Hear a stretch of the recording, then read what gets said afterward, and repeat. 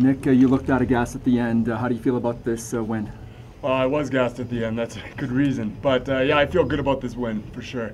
Court McGee is a very, very tough customer, and I knew this, that he gets stronger as the fight goes on. And yeah, that's just something you got to deal with when you fight a guy like Court. When the final bell went, how did you feel about it? What did you think was going to happen? Well, you know what? Like, I think it's pretty clear that he won round 3, but I thought that I, very slightly had a round 1 and 2. But you never know in those kind of things. When you leave it to the judges, anything can happen. How tough was it to get through that third round? What got you through that? He was on me like a big ape, wasn't he? So it was very tough to get through that round 3. He was definitely going for it. He's going for a KO. Yeah, it's just one of those things. Just keep moving, keep throwing back, and see what happens. And how much did the crowd motivate you?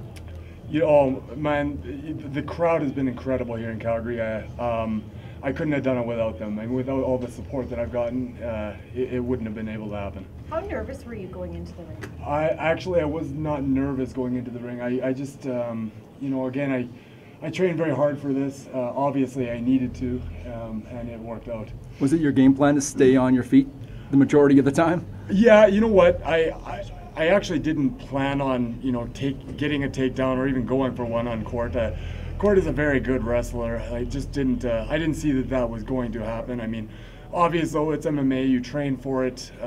These takedown attempts, they do happen. I mean, sometimes you're in a bad spot and you just want to get it down, right? Have you looked in the mirror? I'm looking good. I know. Obviously, you took some damage. Was there any point in the fight though where he was close to taking you out? You know what? I definitely took some damage. I don't feel like I was, ready to go out or anything like that. Again, it was just kind of one of those things. Okay, just keep going, keep pushing, keep moving, and keep firing back. And conversely, were there times where you thought, "Oh man, I almost have him"? No, I didn't feel like I really had Court at any point. But however, I remember when I broke his nose. I thought that was a good time to put some of the pressure on, right? But he wasn't really giving me any availability for he kept moving as well, so it was hard to go for anything too substantial.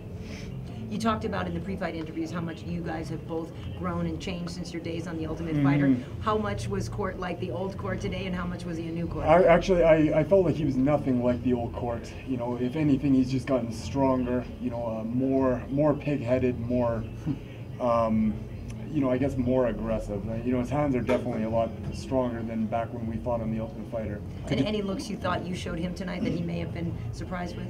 Well, when I was on Ultimate Fighter, I don't think I had any ability to move. It was very much a stationary Muay Thai, kind of a stand-up striker.